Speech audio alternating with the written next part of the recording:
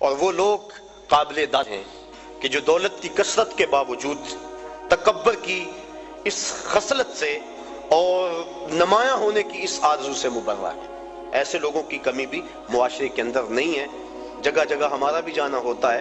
کچھ لوگ ایسے ہوتے ہیں کہ دولت کی کثرت کے باوجود ان کے اندر عجز، خاکساری اور انسانی ہمدردی کے جو جذبے ہیں وہ قابل داد ہیں، اور میں ان پہ جتنی بھی داد ان کو دوں کم ہے۔ اللہ تعالیٰ ان کی عزتوں میں مزید فراوانی عطا فرمائے۔ گلی گلی کوچے کوچے ایسے لوگ بھی بکھرے ہوئے ہیں۔ حج کا یہ تیسرا مقصد تھا، مساوات۔ حج کا چوتھا مقصد ہمیں ہمارے ماضی سے جوڑنا ہے۔ ہمارا جو ماضی ہے، ہماری جو تاریخ ہے، اس سے ہمیں جوڑنا، یہ حج کا چوتھا مقصد۔ آپ دیکھ لیجئے، ملاحظہ کرنے پورے حج کو، ہم ملت خلیل سے ہیں اور ہمیں ماضی سے جوڑا گیا۔ طواف کعبہ ہے، پہلے چکر رمل کے لگائے جاتے ہیں۔ رمل کیا؟ جس طرح پہلوان اکھاڑے میں چلتا، تھوڑا سا ٹہل ٹہل کے، کندھے اچکا کے، اس طرح طواف کرو، پہلے چکر رمل کے لگاؤ۔ اللہ کا گھر اور اکڑ کے چلے، لیکن تاریخ ڈھونڈی تو یوں ماجرا سامنے آیا کہ فتح مکہ کے دن کافر چھتوں پہ تھے، مسلمان شب و روز ہجرت مدینہ کے بعد جنگوں کی محنت، دین کے لیے تگ و تاز اور جد و جہد میں مصروفیت کی وجہ سے سخت کمزور تھے۔ کافروں نے کہا دیکھو مکے میں تھے تو آسودہ تھے، یہاں سے چلے گئے نا تو دیکھو کیا حال ہو گیا۔ آقا کریم فرمایا ذرا تم تھوڑا سا ٹہل کے چلو تاکہ انہیں پتہ چلے ہم ماڑے نہیں تگڑے ہیں۔ ان کو دکھلانے کے لیے اس انداز کے ساتھ پہلے چکر رمل کے لگوائے، اللہ کے گھر کے سامنے۔ اب کفار چھتوں پہ موجود نہیں ہوتے، علت ختم ہو گئی۔ جب علت ختم ہوئی تو معلول بھی ختم ہونا چاہیے تھا، لیکن علت ختم ہوئی، معلول ختم نہیں ہوا، چکر اسی طرح لگائے جاتے ہیں۔ گو کافر نہیں دیکھ رہے، یار کی سنت کو تو ادا کرنا ہے۔ تو یہ ماضی سے ہمیں جوڑا جا رہا ہے، ہمارا ذہن پلٹ کے ادھر چلا جاتا ہے اور فتح مکہ کا منظر آنکھوں کے سامنے گھوم جاتا ہے اور اسلام کی شان و شوکت سمجھ میں آتی ہے۔ اب طواف کر لیں تو حجر اسود کو چومنا ہے۔ حجر اسود ایک پتھر ہے سیاہ رنگت کا، اور اس کو بھڑ بھڑ کے چوما جاتا ہے۔ انسان اپنی اکلوتی اولاد کے لیے اتنی کشش نہیں پاتا اپنے دل میں جتنی اس پتھر کے لیے پاتا ہے۔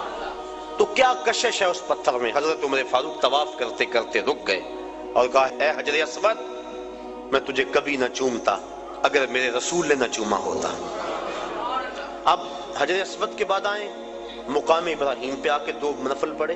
اللہ تعالیٰ نے اس کو کہا کہ اس کو مصلی بنا لو، کیوں کہ اس پتھر پہ میرے خلیل علیہ السلام کے قدم لگے۔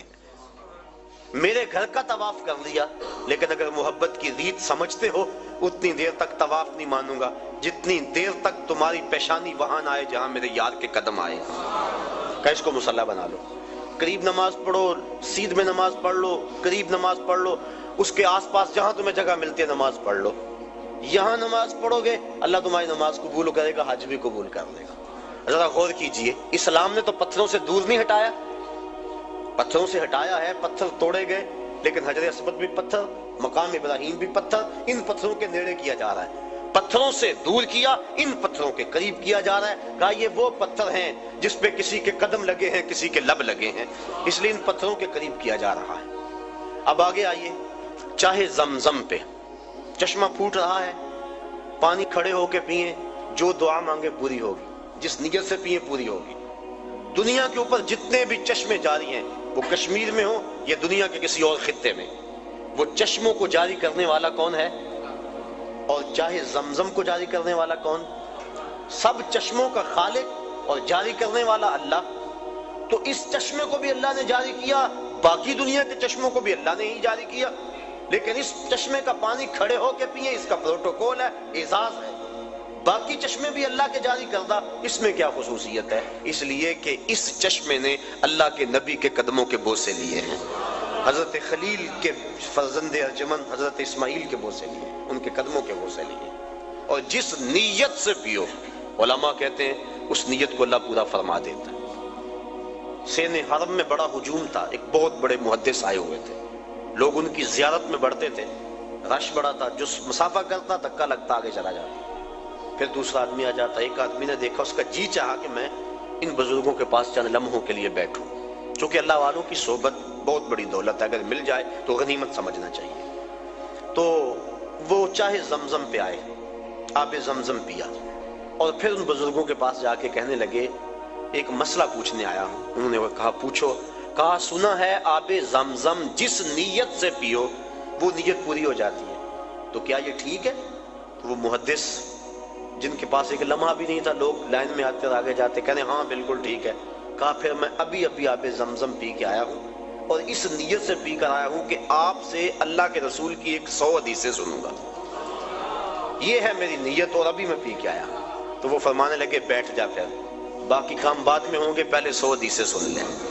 تو آب زمزم جس نیت سے پیا جائے وہ نیت پوری ہوتی ہے۔ کیا اعزاز ہے اس میں کہ اس نے اللہ کے نبی حضرت اسماعیل علیہ السلام کے قدم چومے۔ آگے آج صفا مروہ پہ میں یہ عرض کرنا چاہ رہا ہوں، آج کا مقصد ہے ہمیں ماضی سے جوڑا جا رہا۔ صفا مروہ نصف میل کی دوڑ ہے اور 7 چکر میں 3.5 میل بن جاتے ہیں۔ حاجی تھکا ہوا ہوتا ہے لیکن اس کو یہاں حکم ہے دوڑنے کا، اور وہاں عجیب مستی میں لوگ دوڑ رہے ہیں، بچے بھی، بوڑھے بھی، جوان بھی، مرد و زن، جن سے دوڑا نہیں جاتا وہ ریڑھیوں کے اندر ان کو ڈالا ہوا ہے، ان کو کھینچا جا رہا ہے، وہ بھی دوڑ رہے ہیں۔ میلین اخضرین کے اندر تو جو ہے وہ عجیب سما ہوتا ہے، سروں کا سمندر نظر آتا ہے۔ دوڑنا بھی کوئی عبادت ہے۔